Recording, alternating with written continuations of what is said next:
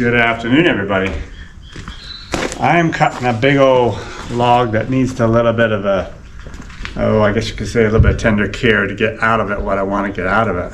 This morning, I went to the woods. I just started on a new log job, and I'm tired. I had a good morning, took Lady and Bill in, got 2 big wagon loads of logs out. I've got a couple orders I got to work on. 1 order for logs, 1 order for lumber. I have an order for a bunch of 2x12s and 8 and 10 foot stuff that the customer is going to be making some raised beds. So this is a big, huge log I actually started on 2-3 nights ago. And I had to kind of octagon the thing. It was so big, the throat of the sawmill wouldn't even begin to get through it. I don't know, I didn't measure it. But I've taken a lot of stuff off, and it's still 22 inches wide. And about 22 inches square approximately. Anyways, I took I need these 2x12s, but I just want to show you guys something. This is not a very good healthy log. If you see these red streaks through here, this is all basically red rot in the making. If I was to take my knife, there's spots in here where I can stick my knife. Well, not in as far as I thought, but it's still, it's rotted. Not very good. Here's a knot that's really showing it. The whole knot is falling apart. So this whole center right through here is not gonna be good for much of anything. I will probably throw a lot of it away, although I do need a couple grain feeders that I'm gonna put out with the cows. I may make them a little bit thicker just because it's so rotted. It'll stay and last for quite a while. You know, some 2x12s with some 4-inch sides on it, just to hold grain for the cows, and I'll put that out in their pasture. But anyways, that's what's happening right there. You can see it all the way down through there, right along through there, and then if you come over on this side, you'll see a spot, and you can see it's all rotted out. I mean, I'm sticking my fingers all the way in there, It's not very good, but I think I can get several 2-inch pieces here and bunch of 2x right on this side here. And what I'm going to do, I have an order for 2x12s, but I also have an order for 2x3s. So if you come over here, so we have all these 2-inch pieces that need to be edged down. As you can see, this is from where I cut the tree to get it down small enough to be able to use. That's why these sides are kind of sloped like that. So this piece here will only make a 2x10, maybe a 2x12 with a little bit of a sidling there. But then these bigger pieces will be larger than a 2x12. But that's okay. The center spot where it might be rotten, like right there, I can probably just cut around that, and then I will have a bunch of 2x3s that I can make for another order. So that will work out just fine for me. And a lot of times I'll make 2x4s, 2x6s, whatever it works out to do this so I can work around these rotten spots. So this is not the way I normally would saw. If I wanted 1x12 material, I would have cut that log down to a 12-inch cant and then sawed 2x12s out of that cant, meaning the piece of wood that's 12 inches wide. But because of the rot, I can't really do that. Normally also, I prefer putting the wood on the wagon that needs to be edged and run it through the edger. A lot of this stuff is too wide for my edger, so I'm not going to be able to do that. So that's why and also I'd have to run it through a whole bunch of times, so I think it'd be faster and easier just to edge it right here on the mill. But I think also when I'm dragging these pieces back, they tend to walk off to the side, so I think I'm just going to flip them down on my arms and leave the wood right there.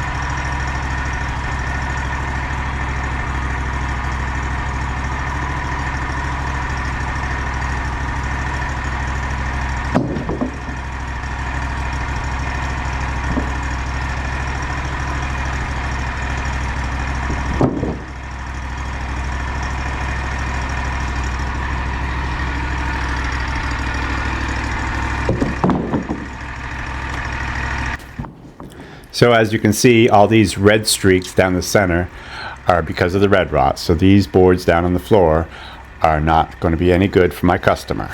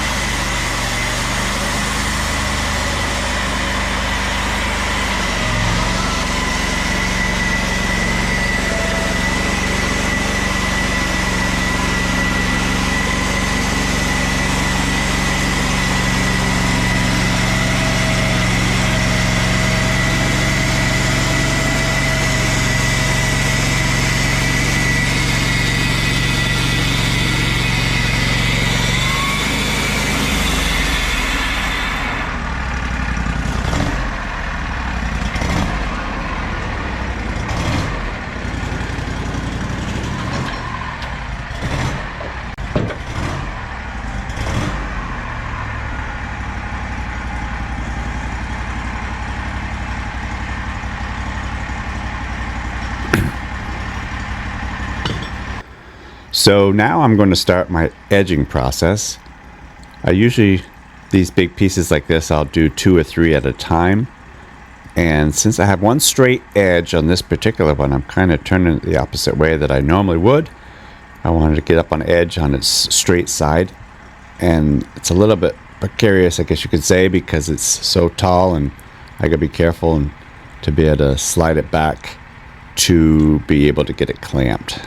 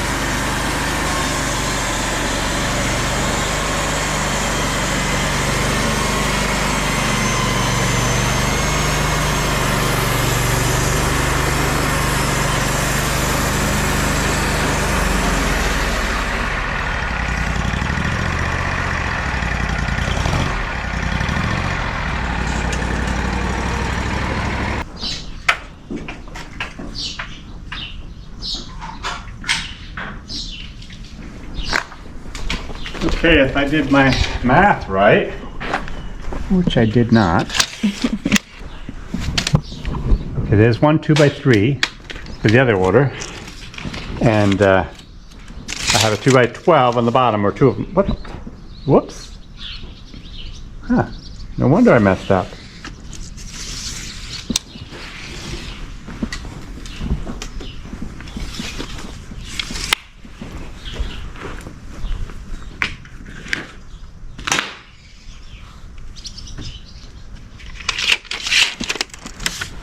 Oh, I just looked at it wrong. That's right. Yeah, this is wrong. So these are actually 7s. I don't know what I did wrong. I had 3 figures in my head, and I did get the 2x3, but then I ended up with 2x7s actually. But that's okay, because we'll rip them down to 2x2s, 2x3s anyways, and then we have some decent 2x12s. 2x12s. So that'll be good. So these are going to go for raised beds for a customer, and I believe the 2x3s are going to be going for a chicken coop for another customer. So anyways, that's what we're working on tonight. As you can see, I've got a lot of edgings to do, and it takes me a while this way. I much prefer the edger, but because of all the things I'm trying to figure as I go to get the most out of it, this is where we'll do it. So anyways, we'll let you go for now, but I'm sure there's more to come on this video. Well guys, got it done. Not very pleased. So much of it is red rot and just not very good. Got a bunch of 2x4s right there, some 2x6s here. And yeah, it's not the best. So really all we have is this pile, these 2 piles over here that are good, and all this stuff here is just no good. Look at that, that broke even, just sitting there. Oh my goodness. So I'll probably just make my feeders that I need to make out of this stuff here, and then I'll probably take it out beside the road and just give it away. It's really some use for it. It's not completely worthless, but it's just enough red rot in there. I don't want to deal with it. Anyways, that's the way it is. So tomorrow morning, I'm gonna head back to the woods, and maybe we'll see you then.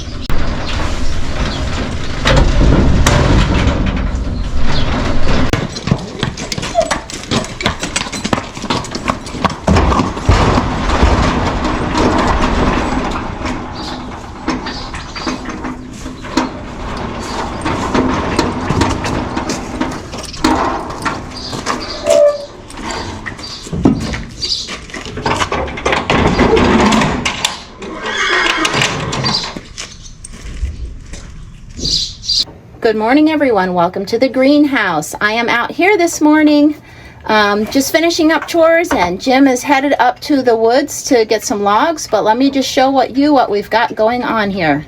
Things are growing nicely in the little box I've got here with carrots and onions, and a couple cucumbers are coming along. We've got peppers. The tomatoes are doing good this year. They're not so big and leggy as sometimes, I think, because it's been so cold and we haven't had the heat on in here. So they are just slowly growing this year and doing nicely. And I also pinched them out in the middle a little bit, so they are getting a little more bushy, which I think I will keep doing that. Also, we have peppers, hot peppers, and I'm growing a kind called chocolate peppers. So they're going to be like green peppers, but they're almost black in color. I got some marigolds going on and more hot peppers and celery, and here's the cabbage. It likes this weather apparently. So basically that's what's going on in here, and I hope that you guys enjoy Jim's time in the woods.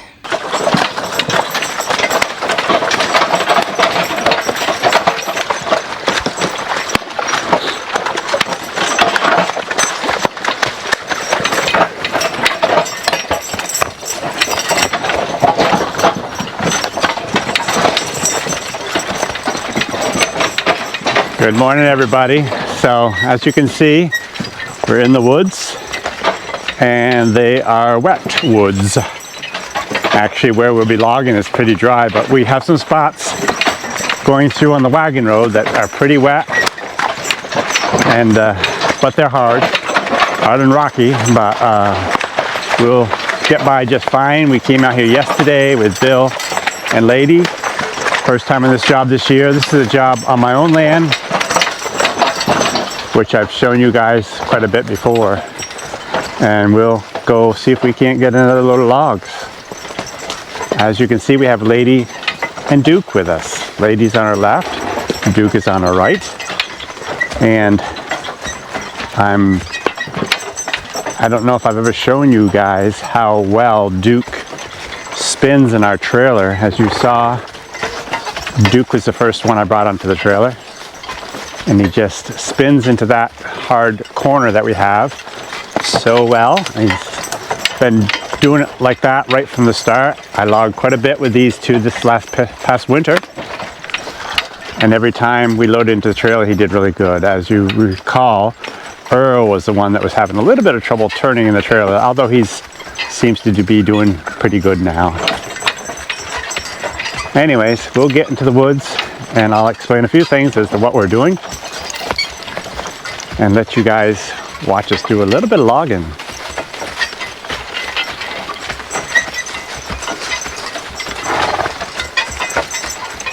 So this is a pretty big wood lot that I own, and I'll stop even right here because I wanted to show you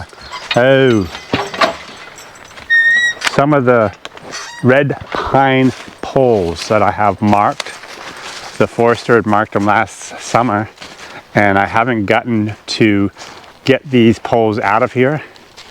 And this is going to be kind of like the same thing I did a few videos ago with the pole that I took up into the Adirondack Mountains. Although these are not going to be as large as they were. But it takes, he claims, 40 trees to fill a tractor trailer load. So we've got a lot of trees to cut in here at some point. But like a lot of you guys already realize, sometimes life gets pretty darn hectic and crazy, and it's hard to get all the stuff done we need to get done. Tap step. If we had the energy of Skip, we probably could do better.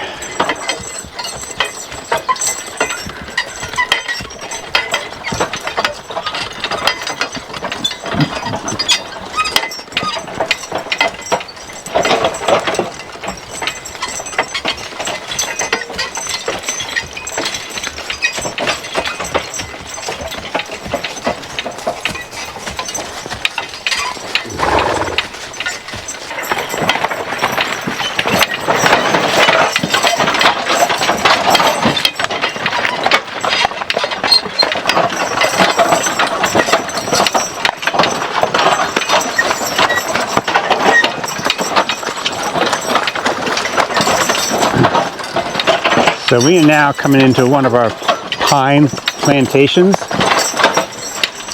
off to our left. And I've dealt with these trees for many, many years, hoping I could make a nice stand of pine up here. And it just has not happened, nor will it happen, I am sure. There's so many diseased trees in here, red rot trees in here, just not very straight trees in here. So I have come to the conclusion my best bet is to just cut them all to kind of salvage what I can. But what I've chosen to do is just cut a portion of it every year. So every spring when it's really muddy, This is all sandy soil and always seems to be dry up here.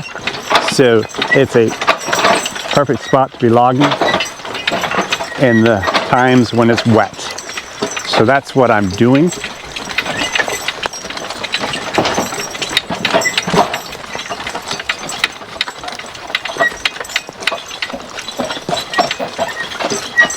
The reason I'm choosing to just cut some out every year is because the areas that have been cut are more apt to be seeded in from the pine trees if a lot of the pine trees are still here to seed in. I really believe that this area here is just going to grow back up into hardwoods, which is perfectly fine. Once in a while to get a few pine trees in here though, amongst the hardwood, will be just fine.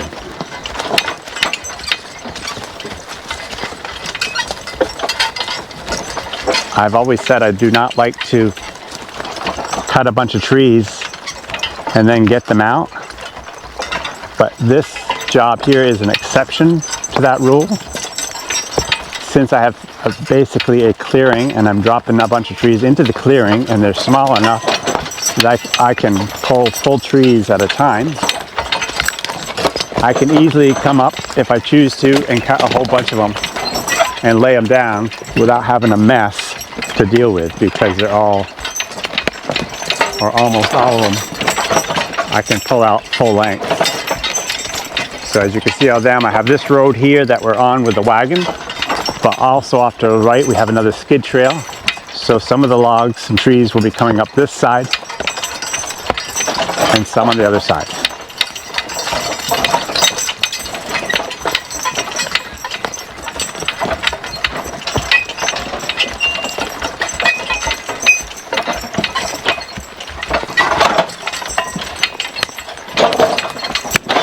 There are a few decent stems in here, but so much of it is very poor quality stuff.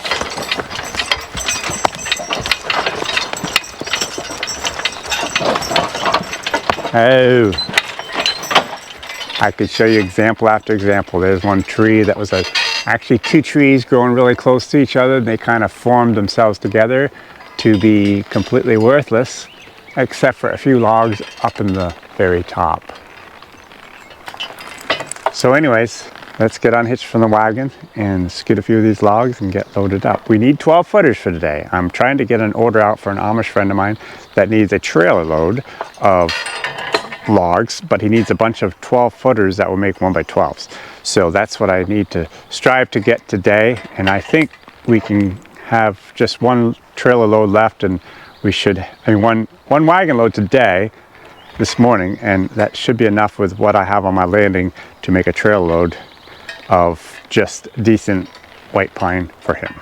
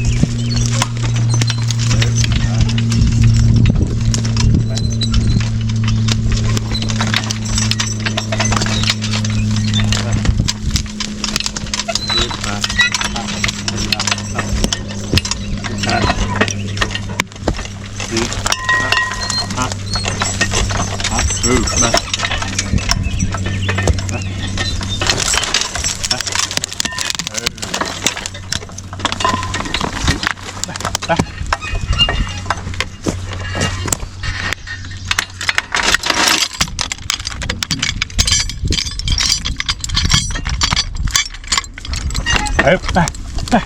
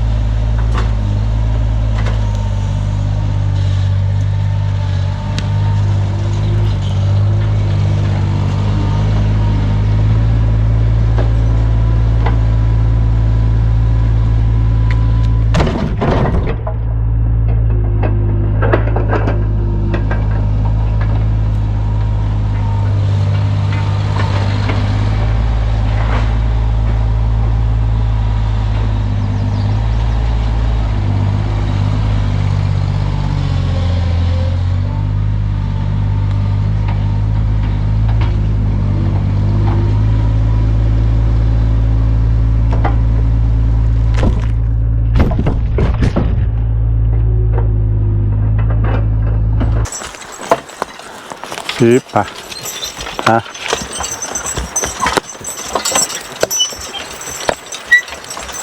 Here we. Beep. G. G. G. G. Oh, never. Oh. Oh. Oh. Okay, guys, we're all loaded up. 720 pounds. Yeah, right. 720 board feet on this load. And back up here. Back up here. Back up, lady. Oh. Back up, lady. Oh.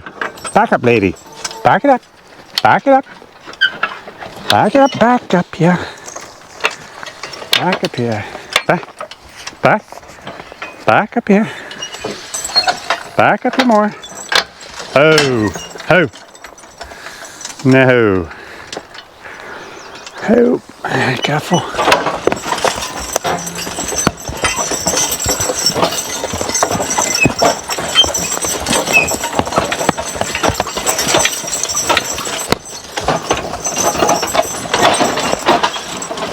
So as you can see, it's really not a very big load, but because of all these mud holes that we have, we don't want to overdo it. And the horses are not in that great of logging shape right now. They're pretty good, but not the best. And so we definitely don't want to overdo it. And this is our first time out with these two this year on this job.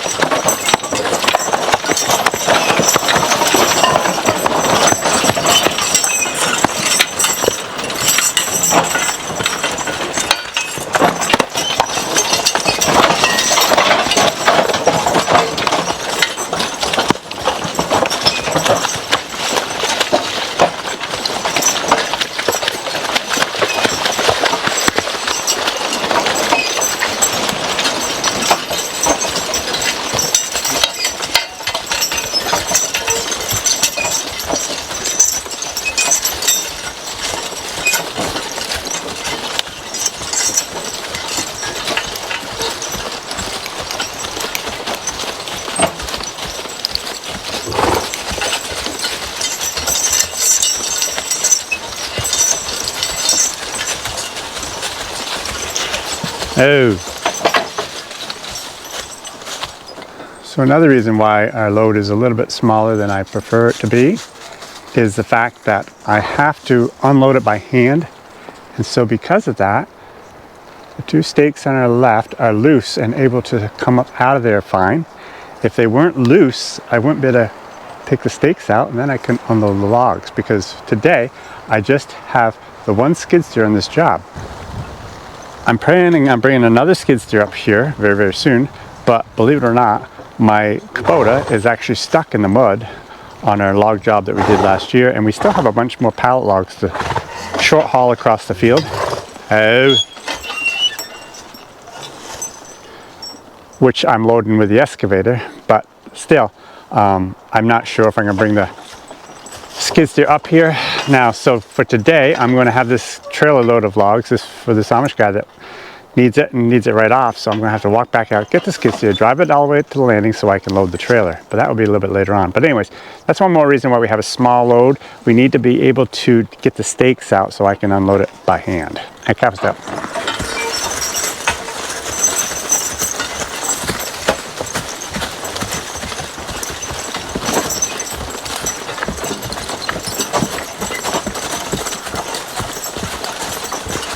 Those pesky little black flies, or some people call them gnats, are starting to come out and about,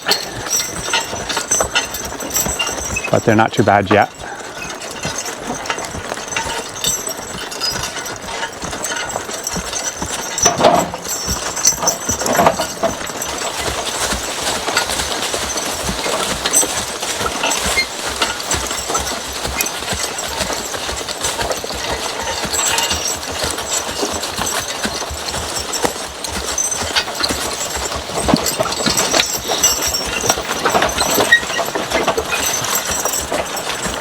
So I have had a question asked of me, actually a bunch of times, and just recently, Henry DeYoung, which is a viewer of ours that's been watching us for a long, long time.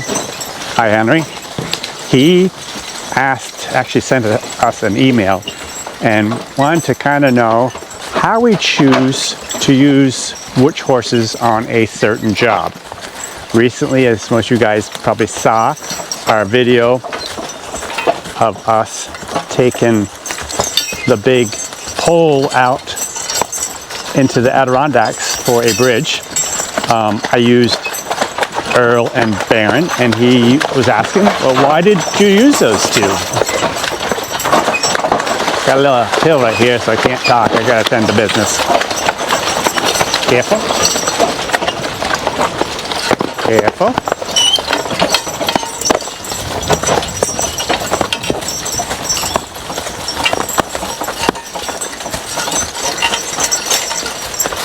Actually, it's kind of rough all the way, the rest of the way to landing, so I'll talk to you guys after I get to the landing.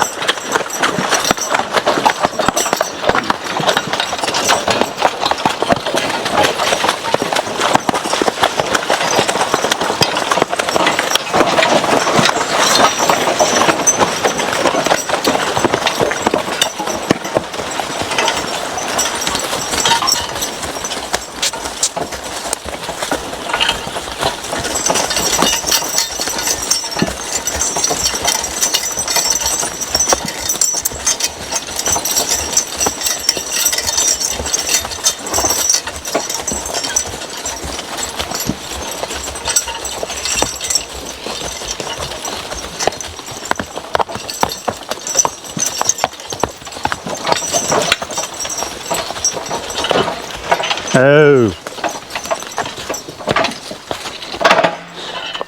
Well, we're almost there, but the horses actually need a bit of a break. That was the hardest part on a trail. We go through that fairly long mud hole, and then we had a slight upgrade pull, and I don't like to stop in the mud hole. I don't like to stop in the mud hole, but I also do not want to stop on the hill. So I need to be at the top of the hill where the wagon won't roll back on them, because of course I have no brakes.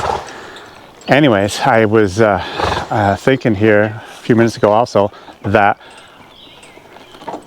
I actually have Duke being our youngest inexperienced horse, with Lady being our older, more experienced horse, and I have Duke a half an inch the hard end on this evener, which I had it set for Earl and Bill yesterday, but it's really a bit much for Duke, but he just took it with ease, went through that mud hole and came up that hill. No problem at all.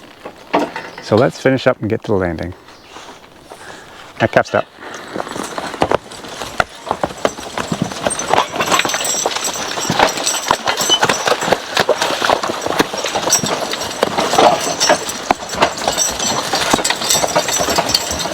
According to the forecast, we've got a lot better weather coming up, warmer, drier, so that's really good.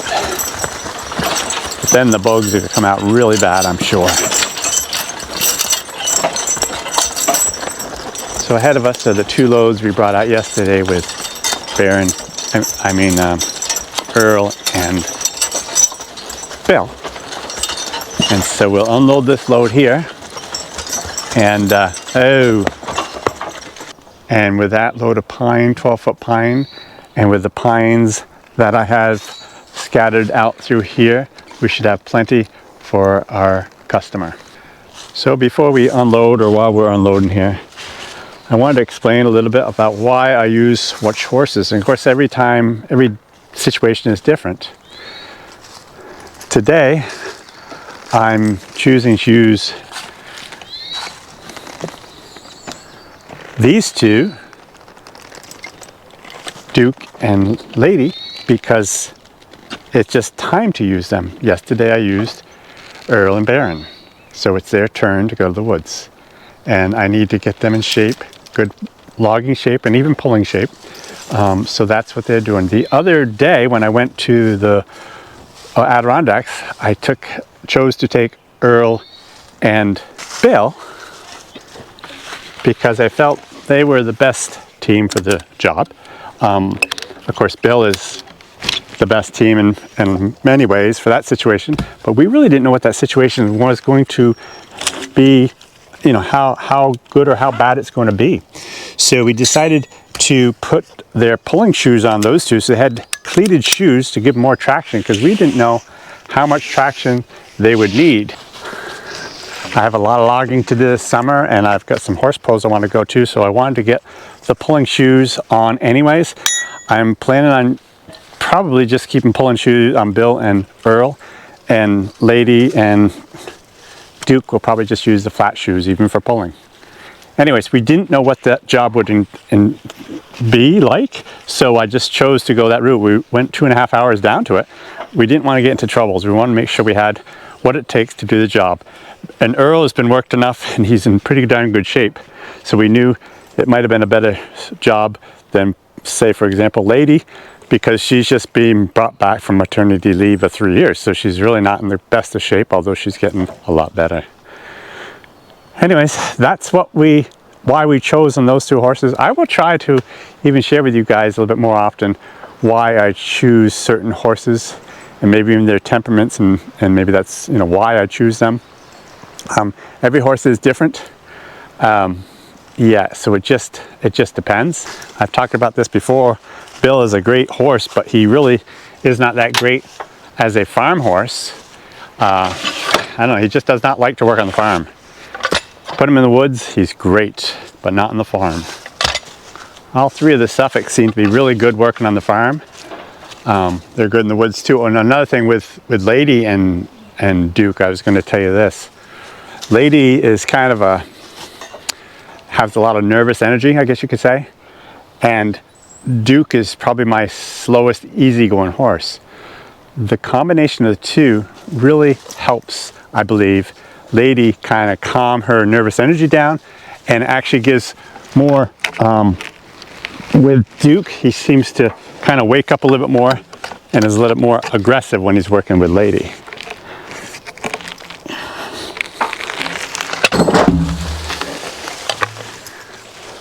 Forgot to warn Duke, I was dropping a log. He'll still have his times where things spook him, so you still have to be careful with him. I haven't shown you guys lately, but when he's around that excavator, he's better than he was, but he'll still freak out a little bit.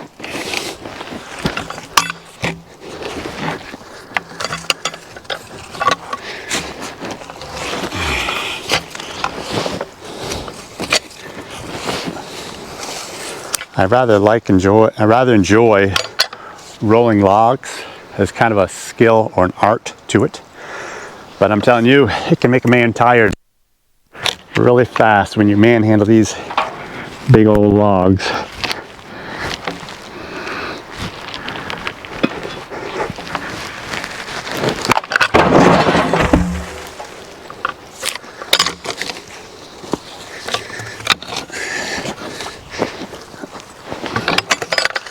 I've always said the best investment I ever made in logging business with horses is my skid steer.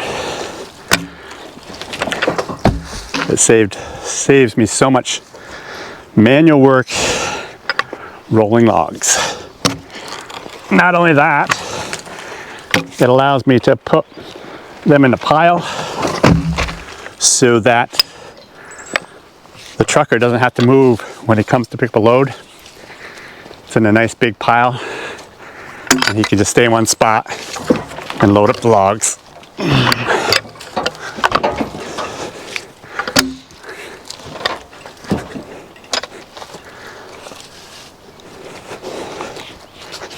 So guys, I hope you enjoyed this little video, and we shall see you again soon on Working Horse with Jim. Have a good one.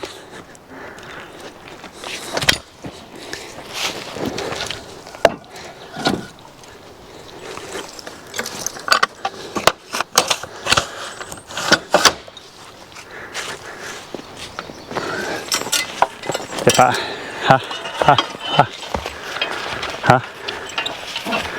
careful.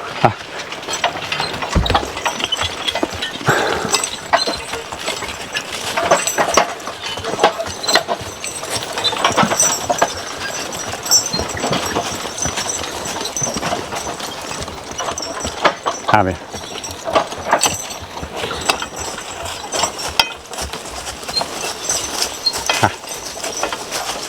Up there.